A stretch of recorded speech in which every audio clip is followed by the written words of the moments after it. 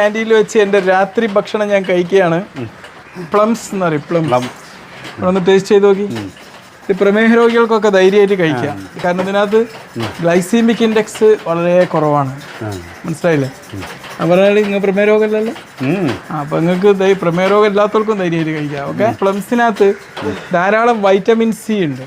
ഈ vitamin C ഉണ്ടാകുമ്പോൾ ഒരു മെച്ചം എന്ന് വെച്ചാൽ നമുക്ക് ഒരുപാട് രോഗങ്ങൾ വരുന്നത് ചെറുത്ത് തോൽപ്പിക്കാൻ അതുകൊണ്ട് പറ്റും. നമ്മുടെ പ്രതിരോധ ശക്തിയൊക്കെ നല്ലതാണ്. പിന്നെ ഫ്രീ റാഡിക്കൽസ് എന്ന് പറയുന്നത് ഉണ്ടാവുന്നത് തടയാനൊക്കെ നല്ലതാണ്. ഇപ്പോൾ പ്ലംസിൻ്റെ സീസണാന്ന് തോന്നുന്നു അല്ലേ?